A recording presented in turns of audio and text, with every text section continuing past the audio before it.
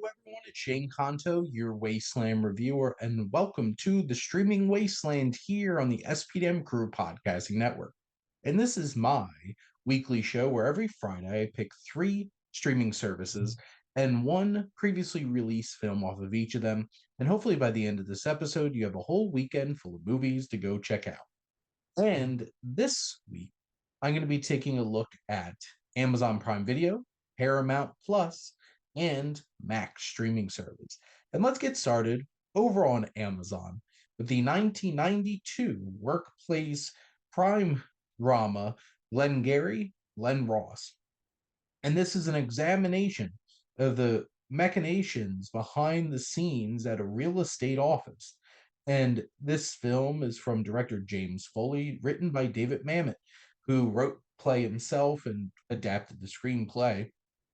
And this stars Jack Lemmon, Alan Arkin, Al Pacino, Alec Baldwin, Ed Harris, Kevin Spacey, Jonathan Pryce, and just such a talented cast all brought together here.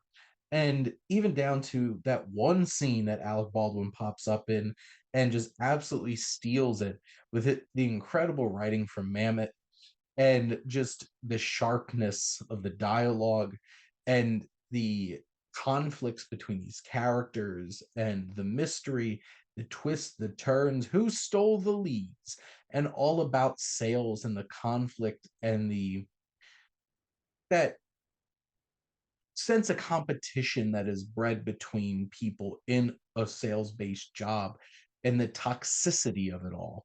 And this film really captures that in an impactful and meaningful way. It's sharp. The acting is incredible. Jack Lemmon really totes that line of being empathetic, but also kind of sleazy and desperate.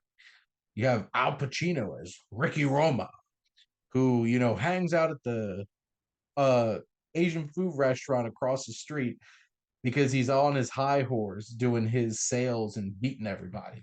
You have the likes of Alan Arkin and Ed Harris, who are others in this office, adding into this conflict, and Kevin Spacey being the slimy supervisor of everybody. It kind of feels like a play at times, but it's the performances that are absolutely incredible. It's the sharp writing and how that really engrosses you, pulls you in, and keeps you invested from start to finish. This cast is dynamite from top to bottom. It'll give you some sense of mystery and some intrigue and put you on edge, build that tension. There's so many things that work really well about this.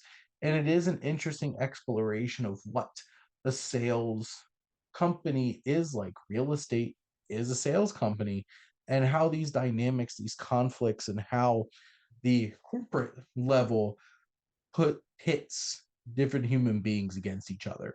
It's a fascinating cat and mouse game, and incredible cast, incredible screenplay. Definitely worth your time. Let's head on over to Paramount Plus, and we have the historical epic biopic Gandhi from 1982. And this is from director Richard Attenborough, who obviously was a famous actor turned director, and he creates something so sprawling, so large, so incredible. This is a towering achievement of scale and epicness. You have Gandhi's funeral scene, which is one of the most awe inspiring shots in all of film. Just the large scale, the amount of people that they're able to bring into this and just really engross you into this experience. You have an incredible performance from Ben Kingsley as Mahatma Gandhi, who is so fully realized in this film. Ben Kingsley brings empathy and intelligence and heart and soul to this character, this figure of history who stood in adversity to the British Empire.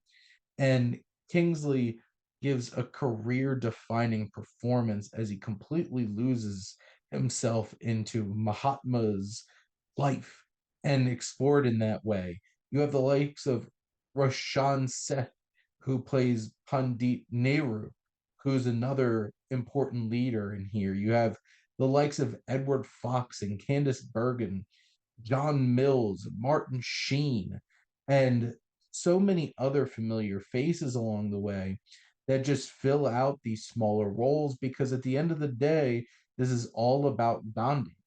But there's so many familiar faces, especially from Great Britain, in this filling out all of these supporting performances, but also strong performances from the Indian cast as well.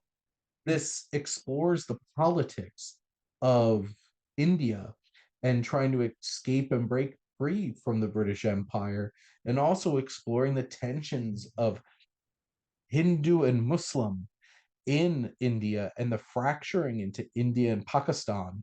And this film just has scale, it's engrossing. Sure, people argue that this is like Oscar baity and stuff like that. Sure, it's a historical biopic epic. It's going to get some awards consideration. And it did, and it won big. It's a sprawling achievement of cinematic prowess. It has an incredible leading performance that really brings to life this story. And this is one of those kinds of films. It's over 3 hours. You're going to be sit back, just completely lost in this experience and guided through with this incredible performance from Ben Kingsley. Lastly, we're going to head on over to Max streaming service for one of my favorite films, 2001, A Space Odyssey.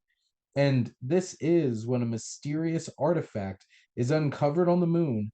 A spacecraft manned by two humans and one supercomputer is sent to Jupiter to find its origins.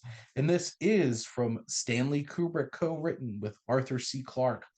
This film is the defining moment of science fiction. This film is a towering achievement of cinematic prowess, whether it's how it opens up from the dawn of man and you see the evolution of apes through this contact with the monolith, one of the most striking and iconic images that you're ever going to see in film, this large black tablet. And it's incredible how this film goes so long without any dialogue. You have this whole opening dawn of man sequence as you see the hyper evolution of these ape like humanoids as they learn to use tools not only to feed, but also to hunt and batter and create warfare.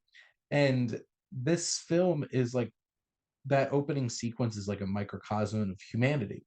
But then we see how this evolves, and these tools that these ape humanoids were using transform with incredible editing into spacecrafts dancing through space. The classical music was an incredible choice for this film as it gives a special, unique kind of feel to each moment.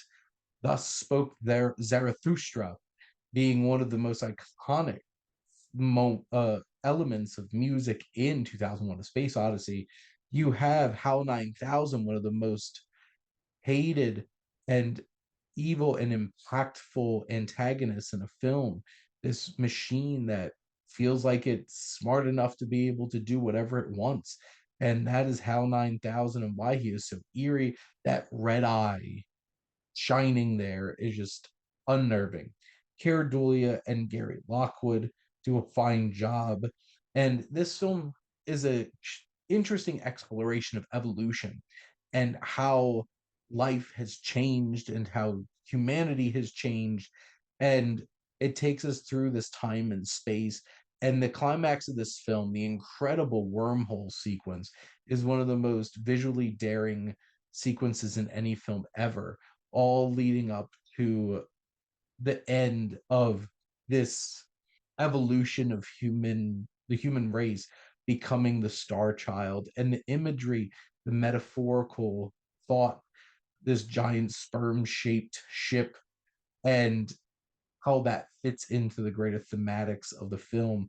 This film is rich, it is deep, it is layered, it's technically incredible. Some of the stunts and the work that they do is just unimaginable for the period that this film came out. It is a true, absolute masterclass achievement of filmmaking. But that is a wrap here on the Streaming Wasteland. Let's do a little recap over on Amazon Prime Video. We have 1992's Glengarry Glen Ross. Over on Paramount Plus, we have 1982's biopic Gandhi. And finally, over on Max from 1968, this is the incredible, iconic, and beloved science fiction film 2001: A Space Odyssey. Make sure to like, comment, and share on this episode. What's your favorite kind of like in a business kind of film, or your favorite historical biopic? Or what's your favorite science fiction film? What's that one that really sets the bar for you? Make sure to follow or subscribe if you ever listen to your podcast. There's so many great shows. We're ever expanding here on the SPDM crew. We have basically anything for everybody. And if you're interested in joining the team, whether as a guest or starting your own show, please make sure to contact us. And if you like our logo, check out HiFlyer Creative for all your digital marketing needs. But most importantly, thank you as always for tuning in and supporting the Streaming Wasteland here on the SPDM Crew Podcasting Network.